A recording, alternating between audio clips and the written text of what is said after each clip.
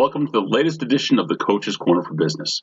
I'm Mark Fry, and I'm a certified business coach with Focal Point Business Coaching and Training. Fall is fast approaching, the kids have gone back to school, but as in school, it's time for us to prepare for the upcoming year and review the basics of Business 101, how to build your business pipeline. As a coach, I ask a lot of questions of my clients, and the reason we do this is in order to help them to reach deep and focus on what they want and determine where are their problems and their constraints. So today we're going to be asking a lot of questions. Now in business, there are 4 ways to build your pipeline. Number 1, you want to identify your ideal client. These are people who you should enjoy working with, they energize you, and they inspire you. You need to understand why people buy what you're selling. You need to create and develop your own personal brand, and you need to keep your message simple but interesting. Let's start with identifying your ideal client. When you look out there, you want to determine which characteristics you can work with and which you won't tolerate in a client.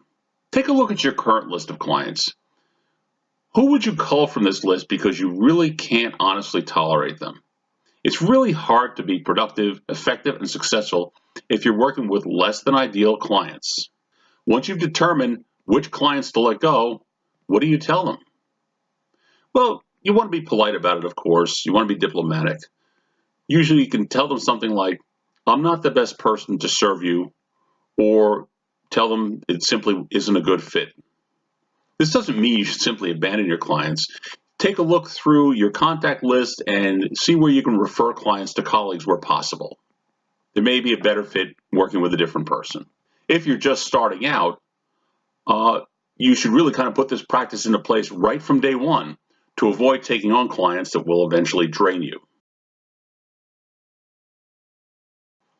The next question is, what defines my ideal clients? Now, this will vary according to personal preferences, but saying that your ideal client has a checkbook and a pulse is not a definition. For example, as a business coach, my ideal clients seek feedback and will take action from it. My clients don't think of themselves as victims and hold themselves accountable. They feel energized by the ideas that we generate together in collaborating, and they want to take action on their business. They recognize the value that coaching and an outside view brings to their business. So how do you define your target market? Well, think, where can you find potential clients that are looking to buy what you specifically have to offer? Who's in your network that can share information about your services? As an example, let's look at my target market. My target market is ideally any business that does at least $300,000 a year annually in revenue.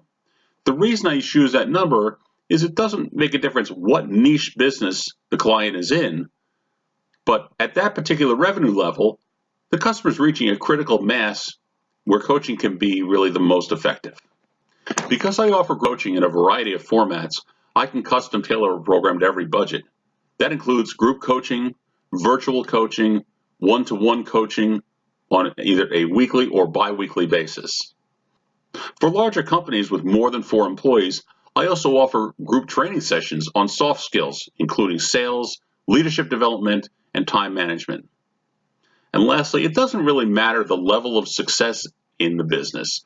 It's really about the benefits that the owner can get from coaching, which helps both established successful businesses as well as smaller growing businesses. With those bullets that I laid out, I was very clearly to define my business and my target market. Next, you need to consider if you offer what your clients want to buy. Ask yourself, what are my clients' urgent needs? Again, as a business coach and an example, my clients need to reach more potential customers to generate more revenue and profits. They need their businesses to run more efficiently. They need help managing their time and priorities. They need to feel more secure and in control of their businesses. They need a steady stream of customers to keep their pipeline full. They need someone to hold them accountable because they know the things that they have to get done, but they just don't always do it. And they need to define their ideal customers and need some help in doing that. The other thing to look at is what compels your clients to do these things. For example, my clients have a need for financial security and freedom. They need to feel more confident and in control of their business and their life. They need to feel and appear successful. You can then ask yourself, what are the benefits of the services you are offering them? What are the benefits of that investment? And it is an investment because the client is investing their time and their money to get benefits from the services that you're offering. What is the return on their investment in your services? And we're not just talking about the financial ROI, which everyone seems to look at first, but also the emotional ROI, the physical ROI, and the spiritual and mental ROI. For example, since we're talking about coaching, the ROI on coaching financially has been shown to be about 7 times the amount invested. Not a bad return. Working more efficiently can allow the individual to focus more on improving their personal health by reducing stress. Managing your time more efficiently means you get more done, you spend less time at work, and more time spent with family and friends enjoying what life has to offer. Now, who wouldn't want these ROI benefits? Now it's time to connect the dots. So what is the connection between the features of your service to the actual return on your customer's investment? What are the financial, emotional, physical, and spiritual/mental benefits from the services that you offer? Don't focus on what you do. Focus on clear, detailed solutions to your clients' problems. Know the difference between what you offer and the financial, emotional, spiritual, and physical benefits that you offer. The results and the benefits are really what the customer is buying. No matter what services you offer, view yourself as a trusted advisor, not just a hired service. It will bring your customers back to you for repeated business. Want to know more?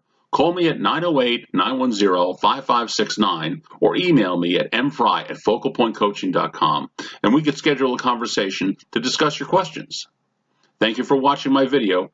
We'll see you next week for a new edition of the Coach's Corner for Business.